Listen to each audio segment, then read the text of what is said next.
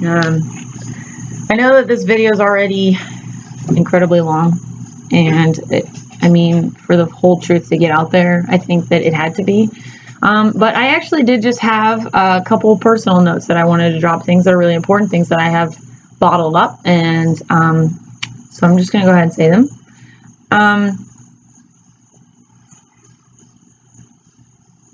When I saw your video, at first I couldn't watch it because it was just blatant lies. It was taking videos completely out of context and making them look like, you know, just because you had these pieces of video meant that was the whole story right there.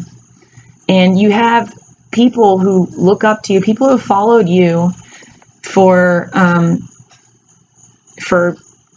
followed you for years, who think that they know you because you smile and have fun on camera, because you show everyone what a great life you live. So that means that you're a good guy.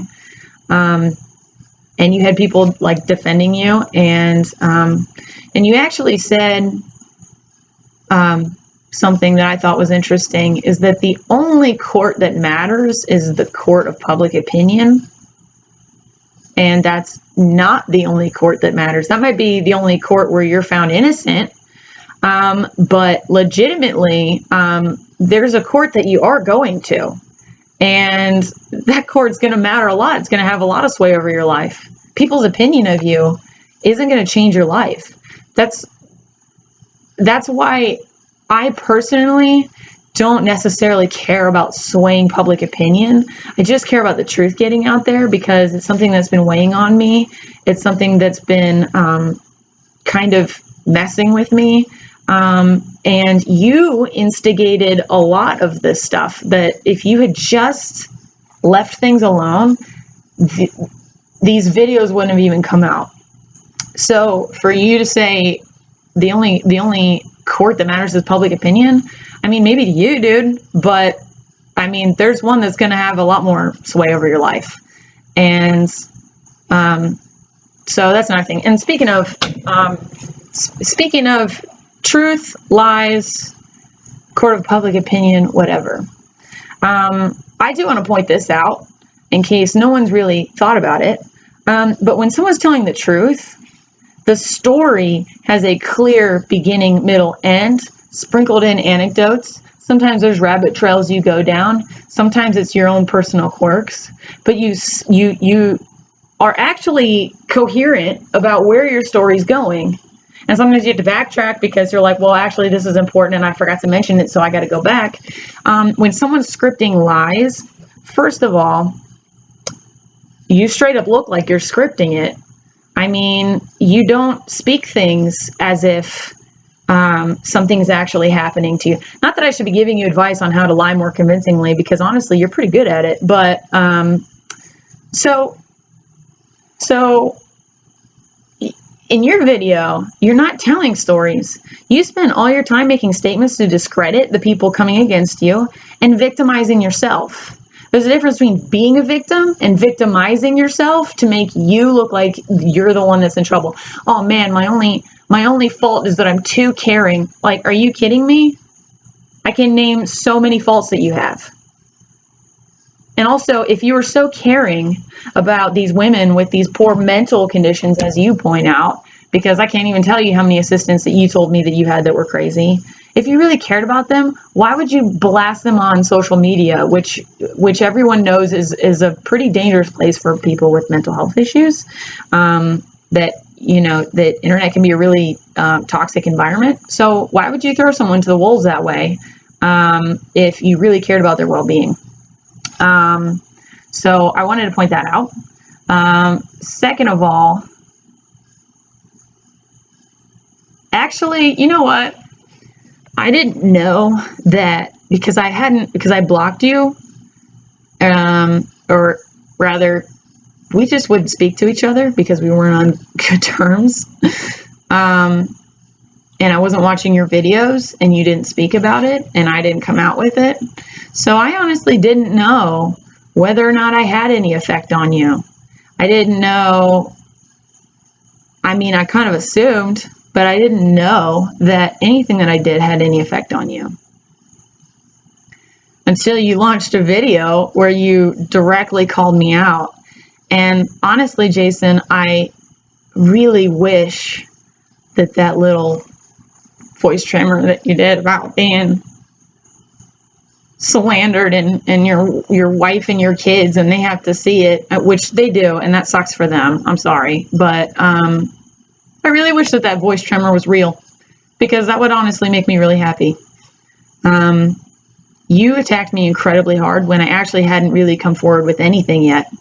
I had made like a couple comments on Jade's stuff, so which leads me to wonder, why would you be so direct at antagonizing me, unless maybe you thought, or rather you knew, that I had a lot against you? Actually, because of the blatant lies that you told, I don't know if you actually, maybe you deleted those texts and you didn't know that I still had them, or maybe you thought that I'd be too scared to talk about them.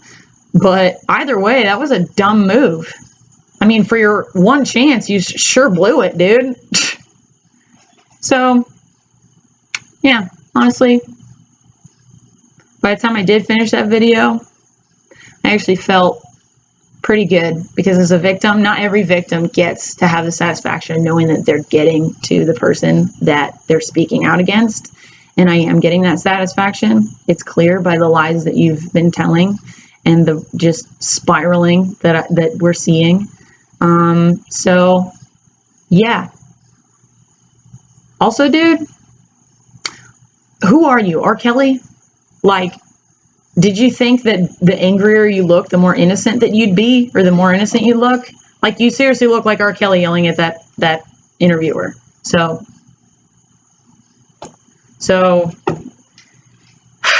yeah, that's the end of that. There's a difference between telling your story and telling it right, and wanting someone to believe a certain lie, so everything you say will cater to that lie. You'll take things out of context, videos where they shouldn't have been, conversations where you don't even show the full conversation, and using those to make your lie look believable. Two completely different things. Telling a story, wanting someone to believe a lie, so you point things to the fact that that you're innocent and that this is the lie you should be believing. So, yeah. And one last thing, because it is very important, and while I'm very human in how I'm expressing my anger, I do want to point out that when I was working for you, I was not the woman that I am today. I had dreams of succeeding, and people, looking at my work and seeing my talent and wanting to work with me.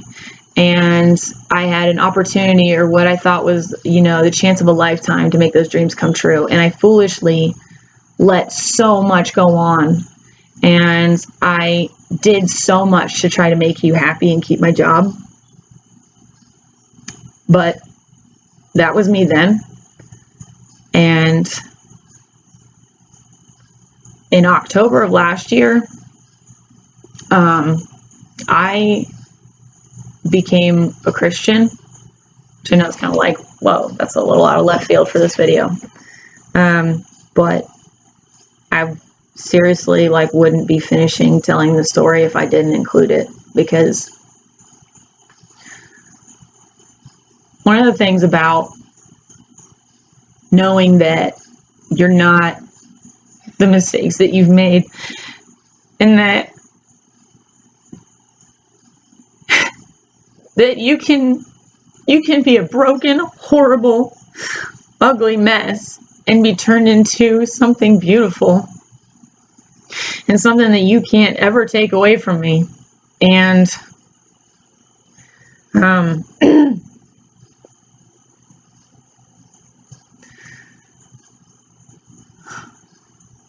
honestly, the reason why I don't care what people think about this video when it comes to, whether it's a he said, she said thing, is because I know the truth. And at the end of both of our lives, after you're dead and after I'm dead, I know where I'm going, and I know where you're going. But the cool thing is that you still have a chance to turn around and be a good person. And honestly, that's a God thing, because it's certainly something that I would never give you. So, honestly, maybe you should start practicing what you preach when you say that you're a Christian man and that you've got these great values and God's with you. Maybe you should practice what you preach and start getting in touch with him, dude, because with the way that you are, the way that you've been, and the evil that I've seen in you, at the end of this life, whether you completely trash me and turn me into dust in the eyes of the world, that won't matter when I'm gone. And it'll matter a lot when you are. So,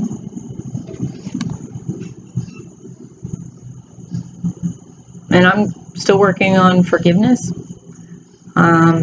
because I don't know what that means when you're so invested, or rather when the person who hurt you still tries to hurt you all the time. And I think that one day I will, but that's going to take a little bit of work from the good Lord. So, honestly, I am in a better place in my life than I think that you ever will be, unless you change. So I don't envy you at all. And whether you get your due justice in this world, you'll get it in the next. So that's all I'm going to say about that.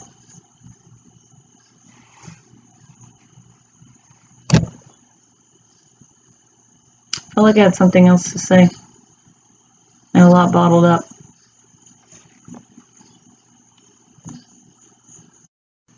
Oh, I remember what it was. You said in your video that I wasn't going to break you, and I'm probably not going to. But I have found a bond with the other victims that I stand beside, that I stand with, and they stand with me. And while you may be able to break a string, it's really hard to break a rope. So, and also, a couple weeks ago, randomly, I don't remember why, but I thought of you, which I do a lot, randomly, because it comes up, like most traumas do. And I remember praying. I had kind of, in the past, just kind of disregarded you and just been like, it's done, I'll let the investigation handle it. But for the first time in a long time, maybe a week or so ago, I prayed to God to give me justice and for you to see justice. And like 4 days later, Jade comes out with this post about her experience, and it opens up a huge storm. And at first it was, I couldn't believe that I was being dragged back into my own trauma. But now I'm just wondering if God's answering my prayers. And if he is, buddy, you better... I'm just saying, if God's on my side, then there's nothing that you can do. That your goose is already cooked, bud. So...